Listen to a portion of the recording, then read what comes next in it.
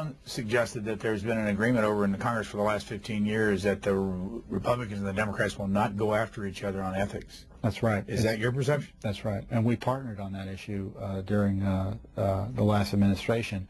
The House of Representatives, they have this mutually assured destruction pact that the leadership won't file, the leadership will make sure that key leaders of the opposite party won't have ethics complaints filed against them. And it's been taking place since at least the Republicans have been in office. It took over in '94. And it continues to this day. I mean, I think you hear, for instance, this is an interesting take on it. You hear Republicans complain about why the Ethics Committee has not filed, not commenced an investigation, it's apparent, against Congressman Murtha.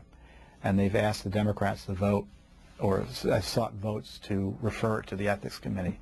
There's nothing preventing a Republican congressman from filing an ethics complaint against Murtha. But that would break the truce. So instead you have this political posturing that just makes Democrats look bad, gives Republicans something to crow about, saying how they're covering up ethics violations, when in fact Republicans are covering it up too by refusing to initiate on their own an investigation of Congressman Murtha. So what's your take then on the new Office of Congressional Ethics? By ex-Congressman David Skaggs and Porter Goss. Well, in the end, the politicians still control the process, and they don't allow outside groups and citizens to file ethics complaints.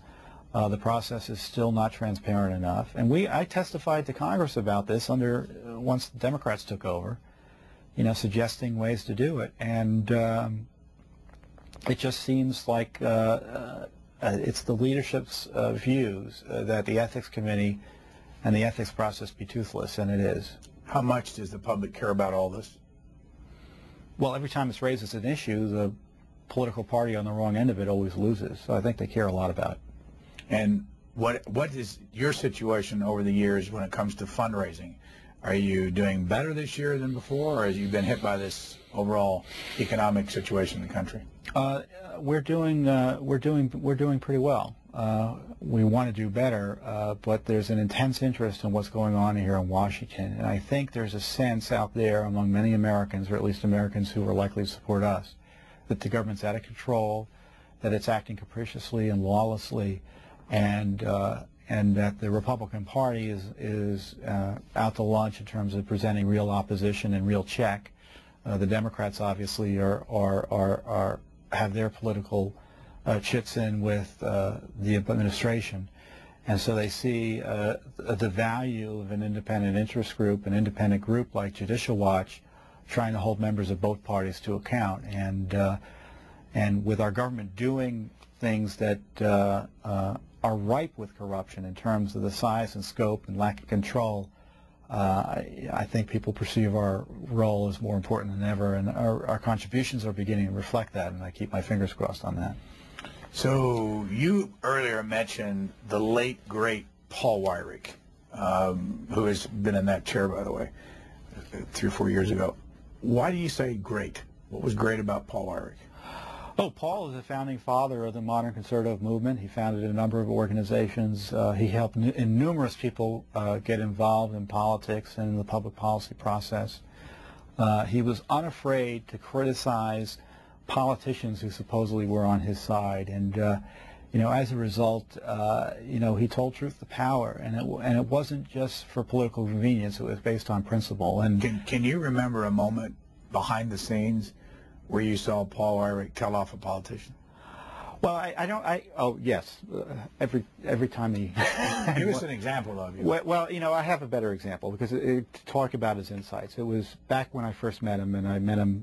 He was affiliated with the organization I first worked for, so he did help me get my start. Which one? International Policy Forum. And we were overseas at a meeting, and news came down that I forget who Justice Souter replaced, whose seat he filled at the Supreme Court. Well, anyway, that opening came up. No, I don't remember. I don't remember either. Okay, a guessing game will run us to the end of the show. So the Supreme Court nomination, it was Bush's opportunity, and I asked Paul Weirich, I said, well, who do you think President Bush is going to appoint? And he said, a Yankee just like himself. a New England Yankee just like himself, and he said as direct and with that much respect. And sure enough, it was Cedar, and he was right on the money. So I remember that story, and that always stuck with me. It's like, well, this guy is someone to pay attention to because he knows what's up, and everyone's famous for making predictions, but few in Washington, or people bank on making predictions in Washington. But when Paul spoke and predicted the outcome of certain political conflicts and public policy debates, it struck me that he had credibility. So as you look back on your own life, are there people that you would credit with sending you in this direction? Oh, sure. My parents, their public policy activism, they brought me down here many times for the pro-life marches, and so I became attuned. Was that a part of the church? And that was just part of the Right to Life movement up in New York, which is vibrant. New York was one of the first states to have abortion on demand, so my folks were active. My mother active also from the early 70s on. So I grew up in that, and so as a result, I was sensitive to politics. And I went to George Washington in the waning days of the Reagan administration, and I saw how Judge Bork was treated, and I fell in with the conservative movement, and Morton Blackwell, and Reed Irvine, and Paul Weirich, and now Judicial Watch. So I think conservatives would do well to focus on those folks who are active in the movement, who get things done, and understand that the politicians are often not as important as they may think they are. I see them as tools, and sometimes they're bad tools, and sometimes they're good tools. But it doesn't mean they're not good people and they don't have strong views. But it's in my view, it's the everyday citizen, it's the activists, it's the people who spend time thinking about public policy all the time without worrying about running for office that can have the greatest impact, and I think are the most important. How long do you plan to keep doing this? For as long as they'll let me at Judicial Watch. I think every day presents new opportunities. It's there isn't a day that goes by where there isn't an issue worth looking into or worth thinking about. As long as the government, as long as we have a government, we're going to have corruption. And as long as we have a huge government like we do now, the corruption is even worse. And as I said, I don't think anyone else is doing what we're doing as consistently and as methodically and as in terms of sheer volume of work, in terms of combating government corruption. And I mean that on the left and the right. It doesn't mean other groups aren't doing good work along those lines, but we're number one. And as long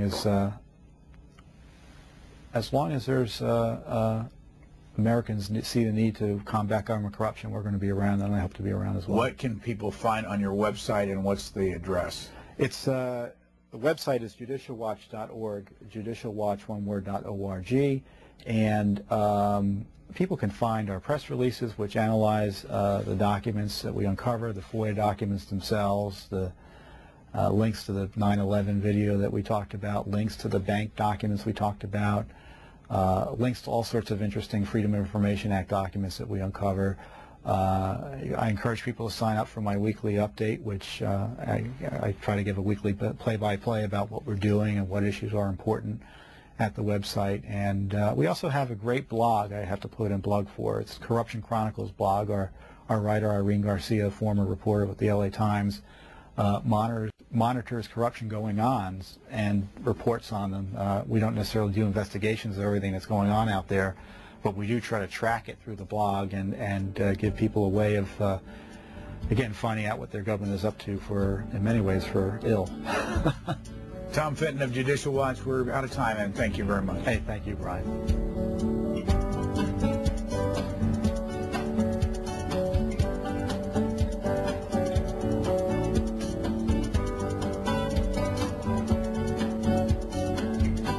DVD copy of this program, call 1-877-662-7726. For free transcripts or to give us your comments about this program, visit us at Q&A.org. Q&A programs are also available as C-SPAN podcasts.